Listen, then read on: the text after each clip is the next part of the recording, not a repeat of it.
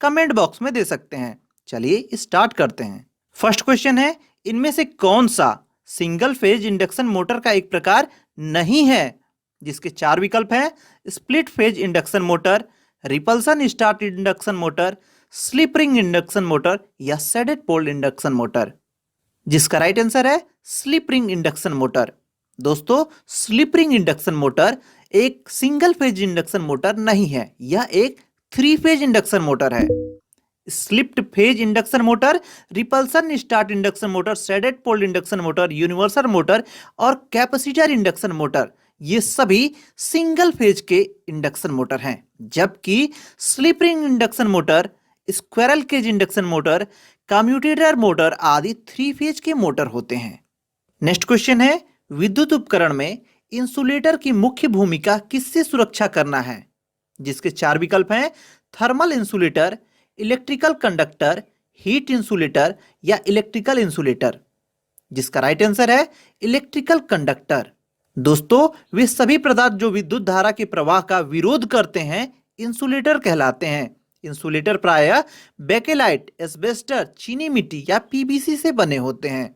मित्रों, आपसे इंटरव्यू में पूछ लिया जाता है कि पीवीसी क्या है। जिसका सही उत्तर होगा पीवीसी अर्थात पॉलीविनाइल क्लोराइड। पीवीसी का निर्माण मोनोरम विनाइल क्लोराइड के बहुलकरण द्वारा किया जाता है। नेक्स्ट क्वेश्चन है, ट्रांसफार्मर में उस वाइंडिंग को क्या कहते हैं जो आपूर्ति से जुड़ी होती है? जिसके चार विकल्प हैं, starting winding, primary winding, secondary winding या रनिंग वाइंडिंग। जिसका राइट आंसर होगा प्राइमरी वाइंडिंग। दोस्तों, ट्रांसफार्मर में सामान्यतः 2 वाइंडिंग होती है।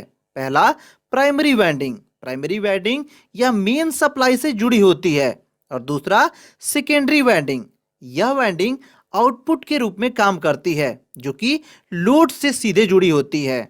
इस प्रश्न में दिया गया विकल्प ए और डी अर्थात स्टार्टिंग वाइंडिंग और रनिंग वाइंडिंग एसी मोटर के फील्ड वाइंडिंग के रूप में कार्य करता है। अगला प्रश्न है, सिंक्रोनस जनरेटर के संदर्भ में निम्नलिखित में से कौन सा कथन सही है? जिनके चार विकल्प हैं, पहला, इनमें स्टेशनरी आर्मेचर और रोटेटिंग फील्ड वाइंडिंग होता है। दूसरा, आर्मेचर और फील्ड वाइंडिंग दोनों स्टेशनरी होता है। तीसरा, आर्मेचर और फील्ड वाइंडिंग दोनों रोटेटिंग होता है। और चौथा, इनमें रोटेटिंग आर्मेचर और स्टेशनरी फील्ड वाइंडिंग होता है। जिसका राइट आंसर है इसमें स्टेशनरी आर्मेचर और रोटेटिंग फील्ड वाइंडिंग होता है। अगला प्रश्न है, 50 हर्ट्ज की आवृत्ति के अल्टरनेटिंग करंट को एक कैपेसिटर 20 ओम प्रतिघात प्रदान करता है। यदि आवृत्ति 100 हर्ट्ज हो जाती है तो प्रतिघात कितना होगा? जिनके चार विकल्प दिए गए हैं, 50 ओम, 15 ओम, 5 ओम या 10 ओम। जिसका राइट आंसर होगा 10 ओम। दोस्तों, इस प्रश्न को हल करने के लिए बहुत ही आसान ट्रिक है। यहां पर आप ट्रिक देख सकते हैं, F1 गुणे XC1 इजकल टू F2 गुणे XC2। यहां पर F का अर्थ है आवृत्ति अर्थात फ्रीक्वेंसी से, और कैपेसिटिव रिएक्टेंस अर्थात XC जिसे ओम से व्यक्त करते हैं। इस फार्मूले पे हम जब अपने वैल्यू को रख देंगे तो सही उत्तर 10 ओम आएगा। नेक्स्ट क्वेश्चन है, निम्नलिखित में से कौन सा डिवाइस स्विच और सुरक्षात्मक डिवाइस के रूप में प्रयुक्त किया जाता है? जिनके चार विकल्प हैं, intermediate switch, miniature circuit breaker अर्थात MCB, triple pole iron clad switch या फ्यूज। जिसका राइट आंसर है मिनिएचर सर्किट ब्रेकर अर्थात MCB। दोस्तों, यहां पर option number A intermediate switch और option number C triple pole iron clad switch दोनों ही एक स्विच हैं और फ्यूज एक सुरक्षात्मक डिवाइस है। जबकि मिनिएचर सर्किट ब्रेकर अर्थात MCB ये स्विच के रूप में भी इसका प्रयोग होता है और सुरक्षात्मक डिवाइस के रूप में भी इसका प्रयोग होता है। इसलिए इस प्रश्न का सही विकल्प ऑप्शन नंबर बी अर्थात मिनिएचर सर्किट ब्रेकर होगा। अगला प्रश्न है, एक डिवाइस जो निश्चित अर्थात फिक्स डीसी वोल्टेज को परिवर्तनीय वोल्टेज वेरिएबल वोल्टेज अर्थात AC में परिवर्तित कर देता है, उसे क्या कहा जाता है? जिनके चार विकल्प हैं, साइक्लो कन्वर्टर, चॉपर, इन्वर्टर या रेक्टिफायर। जिसका राइट आंसर होगा इन्वर्टर। नेक्स्ट क्वेश्चन है, किस प्रकार के सर्किट ब्रेकर में कंप्रेस्ड एयर प्रयुक्त की जाती है? जिनके चार विकल्प हैं, oil circuit breaker, vacuum circuit breaker, अर्थ लीकेज सर्किट ब्रेकर या एयर ब्लास्ट सर्किट ब्रेकर? जिसका राइट आंसर होगा एयर ब्लास्ट सर्किट ब्रेकर। दोस्तों, 11 केवी से अधिक वोल्टेज की लाइन को ऑन तथा ऑफ करने के लिए हम प्रायः एयर ब्लास्ट सर्किट ब्रेकर का प्रयोग करते हैं। यह सर्किट ब्रेकर ऑन ऑफ होने पर विस्फोट की ध्वनि उत्पन्न करता है, इसलिए इसे एयर ब्लास्ट सर्किट ब्रेकर कहते हैं, अर्थात ABCB। यह 3 प्रकार का होता है: axial blast circuit breaker, radial blast circuit breaker और cross blast circuit breaker. Next question है, 1000 वाट 220 वोल्ट इलेक्ट्रिक हीटर का प्रतिरोध कितना होगा? जिसके ऑप्शन है 40.2 ओम, 43.6 ओम, 48.4 ओम या 35.5 ओम। जिसका राइट आंसर होगा 48.4 ओम। दोस्तों, यह प्रश्न बहुत ही महत्वपूर्ण है। यह प्रश्न आपसे इंटरव्यू में पूछा जा सकता है। चलिए हम इसे हल करके देख लेते हैं। यहाँ पर आपको वाट दिया गया है जो कि 1000 वाट है, वोल्टेज है 220 वोल्ट, प्रतिरोध पूछ रहा है। यहाँ पर हम दिए गए सभी फार्मूले को याद कर लेंगे। हम इस प्रश्न को इस फार्मूले से हल करेंगे। हम यहाँ इस फार्मूले में अपने वैल्यू को रख देंगे।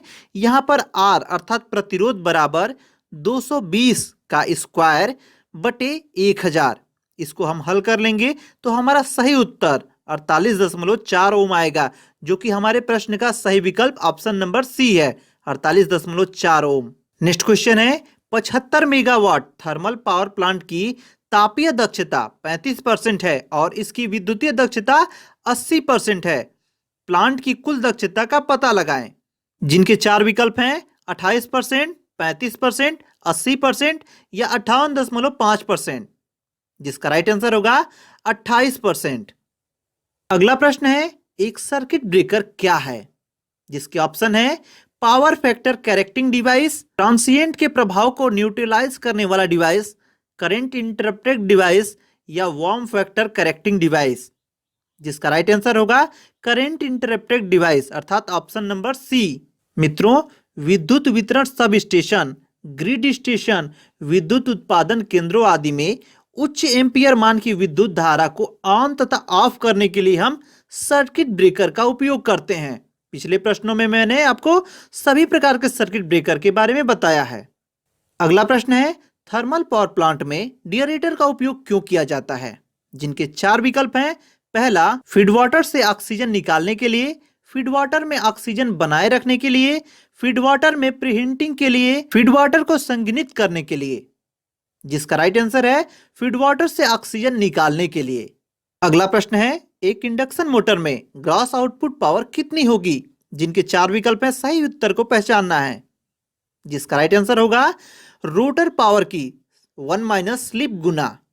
नेक्स्ट क्वेश्चन है, जब sodium vapour lamp switch on किया जाता है तो यह किसकी उपस्थिति के कारण लाल रंग प्रकाश देता है?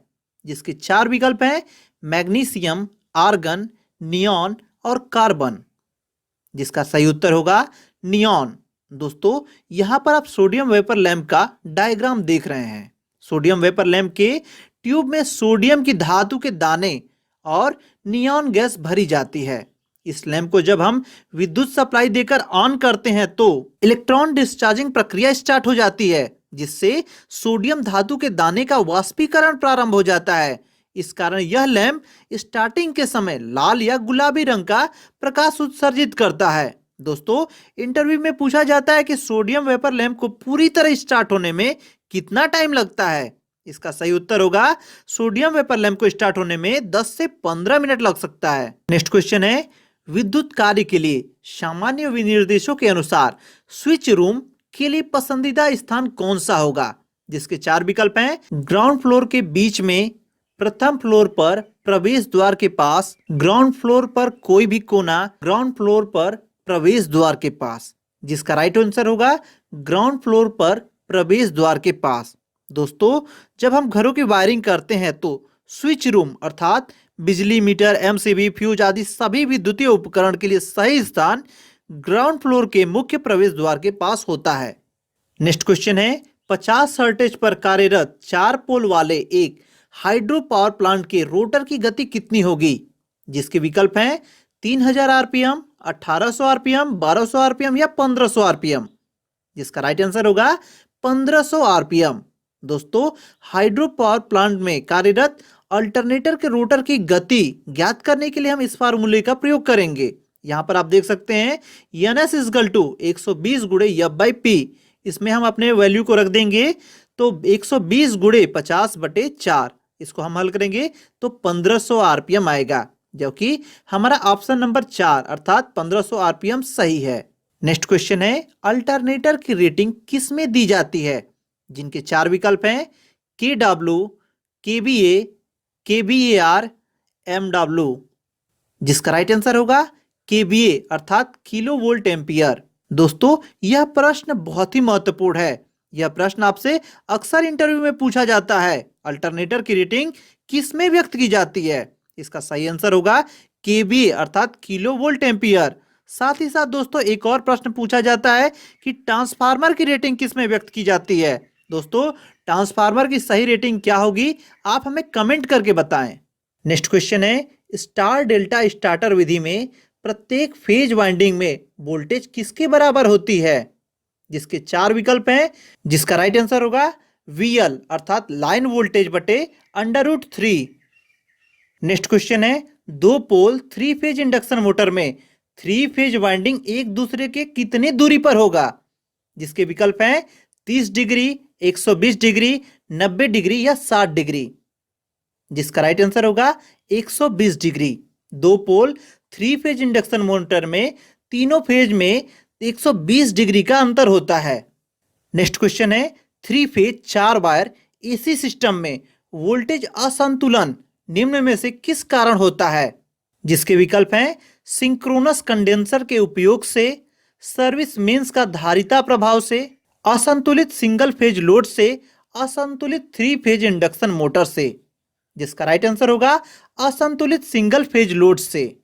नेक्स्ट क्वेश्चन है, जब ओवरहेड ट्रांसमिशन लाइन की लंबाई 150 किलोमीटर से अधिक होती है और लाइन वोल्टेज 100 केवी से अधिक होती है तो उसे किस रूप में माना जाता है? जिसके ऑप्शन है लंबी ट्रांसमिशन लाइन, सेकंड है मध्य ट्रांसमिशन लाइन या छोटी ट्रांसमिशन लाइन या बहुत छोटी ट्रांसमिशन लाइन। जिसका राइट आंसर होगा लंबी ट्रांसमिशन लाइन। लंबी ट्रांसमिशन लाइन का उदाहरण होता है कि वह 150 किलोमीटर से अधिक होता है और 100 किलोवोल्ट से अधिक होता है। नेक्स्ट क्वेश्चन है, एसी ड्राइव को स्थिरांक वोल्ट हर्टेज अनुपात के साथ वेरिएबल वोल्टेज, वेरिएबल आवृत्ति बिजली की आपूर्ति की आवश्यकता होती है, जिसका राइट आंसर है मोटर में मौजूदा फ्लक्स को स्थिर रखा जा सके। नेक्स्ट क्वेश्चन है, लॉन्ग ट्रांसमिशन लाइन का वोल्टेज रेटिंग क्या होता है? जिसके ऑप्शन है 20 केवी तक, 20 केवी से 100 केवी तक, 60 केवी से 80 केवी तक या 100 केवी से अधिक। जिसका राइट आंसर है 100 केवी से अधिक।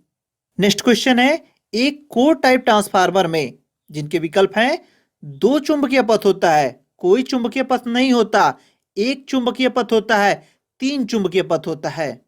जिसका सही आंसर होगा 1 चुंबकीय पथ होता है। दोस्तों, कोर की संरचना के आधार पर ट्रांसफार्मर 3 प्रकार के होते हैं। पहला होता है कोर टाइप ट्रांसफार्मर, इसमें एक ही चुंबकीय पथ होता है, यह प्रायः सिंगल फेज के ट्रांसफार्मरों में उपयोग किया जाता है। दूसरा होता है सेल टाइप ट्रांसफार्मर, इसमें 2 चुंबकीय पथ होता है, इसका उपयोग 3 फेज के ट्रांसफार्मरों में किया जाता है।